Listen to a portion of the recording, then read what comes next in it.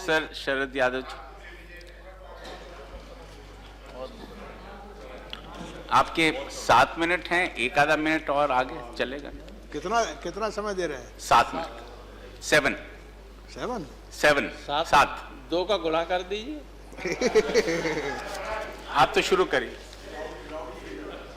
सभापति जी, श्रीमान, मैं इस बहस में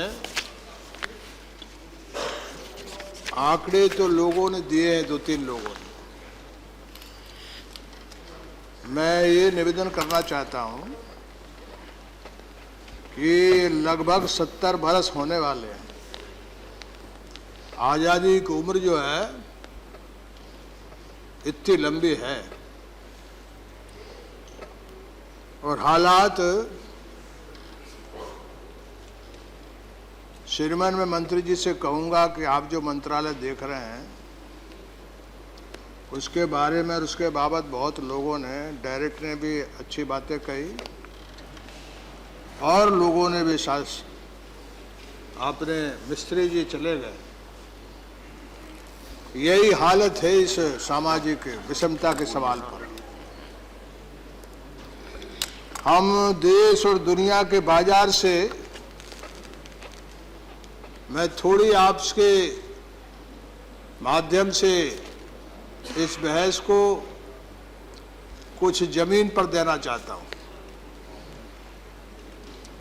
हम बाजार के मामले में दुनिया को बहुत बहुत पास मानते हैं, बड़ी, यानी सारी दुनिया आज करीब करीब है और एक दूसरे से हम बहुत सीख रहे हैं। लेकिन ये देश कभी सीखने की तो बात दूर है, ये कभी सुधरता ही नहीं। आप देखिए कि अमेरिका के राष्ट्रपति जी का यहाँ भव्य स्वागत हुआ था और अमेरिका दुनिया का माने न माने आज ऐसा मुल्क है जो एक तरह से बली मुल्क है दुनिया भर में। वहाँ एक कौम है यूरोप अमेरिका से गए हुए लोगों की, जो व्हाइट लोग, वहाँ कितना संग्राम हुआ काले और गोरे का, लेकिन उसका नतीजा निकल आया। यानी जो व्हाइट हाउस नाम है उसमें ब्लैक को बिठा दिया।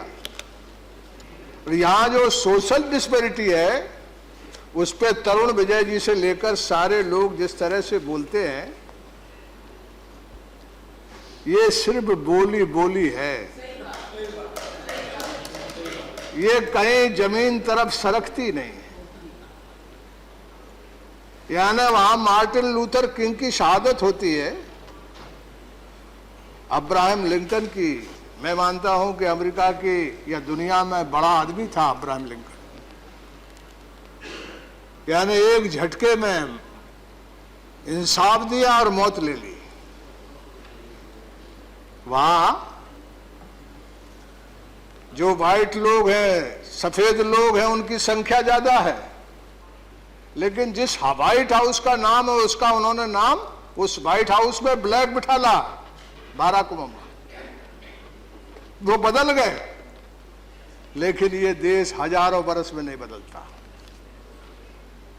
और हिंदुस्तान की आजादी के दौर से, आजादी के बाद तो इसमें, इस सदन में और उस सदन में कितनी दया के भाषण होते हैं, कैसी कैसी बातें हम लोग करते हैं। दुनिया में कोई कौम होगी जिसका मोहल्ला गांव में हो चाहे शहर में हो, वो अछूत का मोहल्ला है।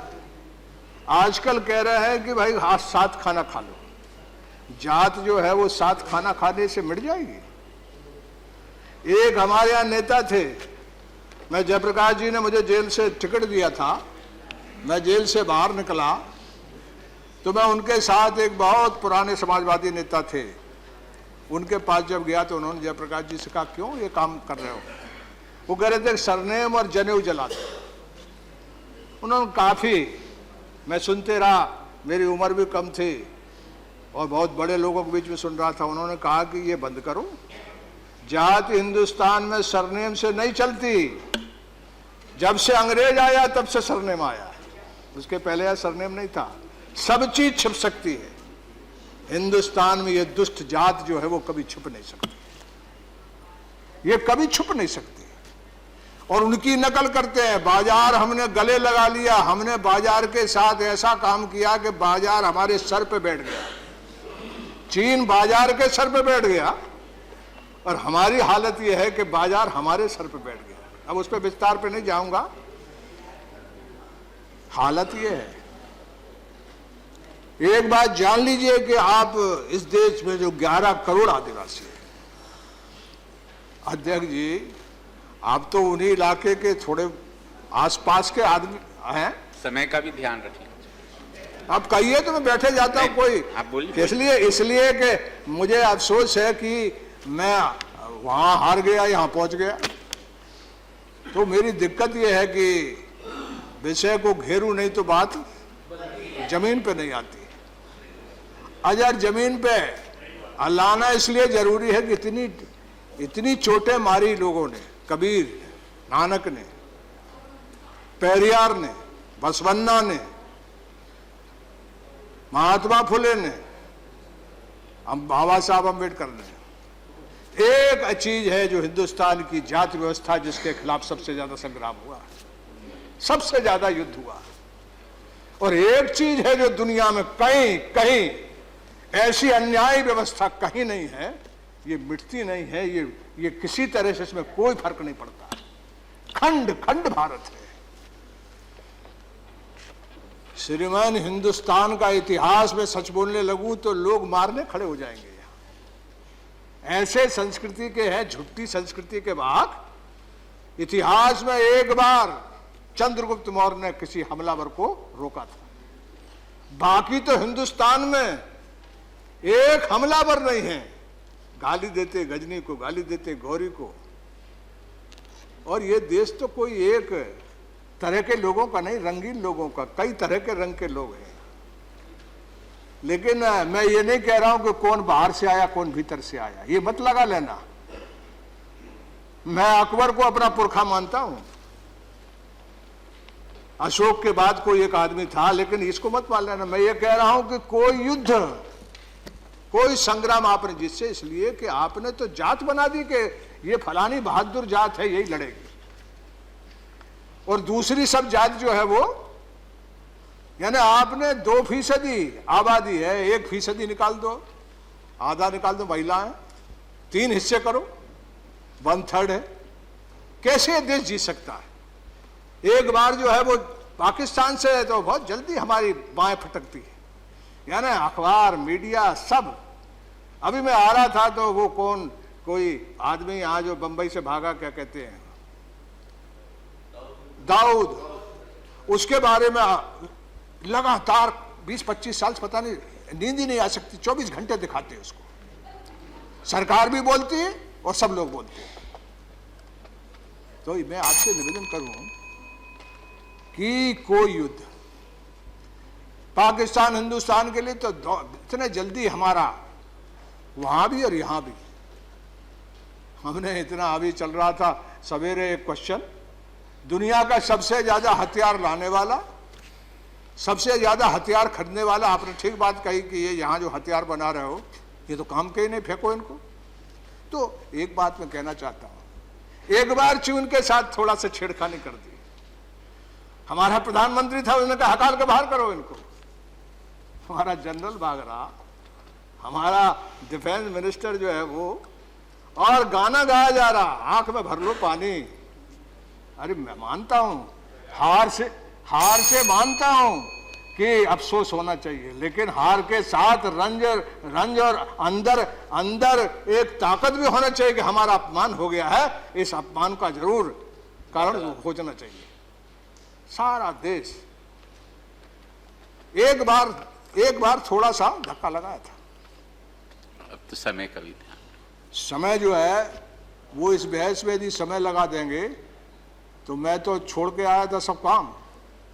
एक बात मैं आपके साथ कह दूं कि आपके माध्यम से मंत्री जी से कह रहा हूं, ये एक तरह से एक रिजर्वेशन का एक आपने झुंझुना पकड़ाया हुआ। इसकी हालत में बताऊं तो आप तो मंत्री है, इसके कभी कभी ठीक से देखना। डीओपीटी आपकी कहती है कि group A, group B, group C, यानी सारे लोगों के शेड्यूल्ड कास्ट का है ग्रुप ए में 11.6%, शेड्यूल्ड ट्राइब्स का है 4.5% और बैकवर्ड क्लासेस का है 8.4% आउट ऑफ 27%। ग्रुप बी बताऊं, जो सबसे बड़ी आबादी हिंदुस्तान की बैकवर्ड क्लासेस की, उसको तुमने रिजर्वेशन दिया, आधा दिया और क्रिमिनल लगा दिया, और फिर कैंची लेकर के ये सारा कास्ट सिस्टम लगा रहता है कि कैसे इसको काटें, कैसे कुचलें। ये इस देश की जो संस्कृति है, मैं सच कहूं, तरुण विजय चले गए, ये देश की संस्कृति है, ऊपर जबरा है तो चाट लो और जो छोटा है उसको काट खाओ, चाटो और काटो। तो ये हालत है ग्रुप बी में। धन्यवाद। 6.1%। धन्यवाद। नहीं उपाध्यक्ष जी, सुनिए एक 2 मिनट में, मैं 2 मिनट में पूरी करता हूं। मैं आपकी समस्या समझ रहा हूं, तो ये जो बहस चलती है कि महिला, आप इतने सीनियर हैं, मैं ज्यादा घंटी भी नहीं बजा सकता, मेरे को ऐसा लगता है। कल तक बहस चलेगी, थोड़ा सा बोलने दीजिए। ऐसे होता नहीं है मैडम। उस सदन में होता था, मैं मानता हूं। 2 मिनट और। 2 मिनट नहीं, 5 मिनट चाहता हूं आपसे, इसलिए कि कुछ ऐसी बीमारी जिसके बारे में बोल रहना चाहता हूं, जैसे माँ बहन बेटी है। नहीं, माँ बहन बेटी है, आपके ऐसा बहुत बढ़िया भाषण। ऐसा अन्याय माँ बहन बेटी के साथ हिंदुस्तान के कास्ट सिस्टम ने, जाति व्यवस्था ने किया है। कितने ही कानून बना लो आप, कितने ही कानून बना लो, जो देश माँ बहन बेटी को कैद खाने में डालता है, ये जाति व्यवस्था जो है वो माँ बहन बेटी को एक बड़े कैद खाने में जो दिखता भी नहीं है, और सदियों से बंद है, सदियों से बंद है उसमें। और आप सोचते हो कि हिंदुस्तान की माँ बहन बेटी की इज्जत हो जाए? अरे आपने जात बना के रखी है, जात की चक्की जब चलती है तो वो माँ बहन बेटी के पाठ के साथ चलती है। तो आप कहते हो कि ये महिलाओं के साथ कानून, एक से एक बहस होती है। एक बात आपके माध्यम से मैं कहूं कि इस बात पर जो है वो वक्त की पाबंदी लगाई जाती है, 3 दिन का, 4 दिन का, कैसे to eradicate the caste system. Bharat की संपूर्ण विकास की राह और रास्ता रुकी इसलिए हुए है कि अभी ये नई सरकार आई है। मैं कह दूं, कितने उपाय कर लीजिए, देश नहीं सरकेगा। ये हिंदुस्तान की जाति व्यवस्था, अन्याय, जुल्म, हर तरह की जाति पर बनी हुई इतनी खराब व्यवस्था रंग भेद की भी नहीं है, इतनी ज्यादा दुष्ट और अमानवीय, इतनी विकट परिस्थिति इस जाति व्यवस्था के चलते है कि आप कितने ही काम कर लीजिए, ये भ्रष्टाचार मिटाने के लिए बहस हो जाए। क्यों होता है? अरे भाई, आपने किया, मां को गुलाम किया, उसने घर बना दिया, यानी हर घर भारत है यहां, और आप कितने कोशिश कर लीजिए, कभी भी जमीन पर नहीं जाएगा।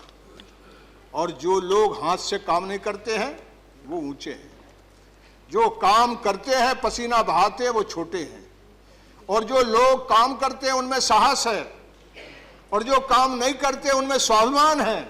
हिंदुस्तान में इंसान की वृत्ति जो है वो खंडित हो गई है। स्वाभिमान और साहस दोनों आदमी में होना चाहिए, तब पुरुषार्थ समाज का पुरुषार्थ बनता है। लेकिन यहां तो आपने इस तरह की विकट परिस्थिति कर दी।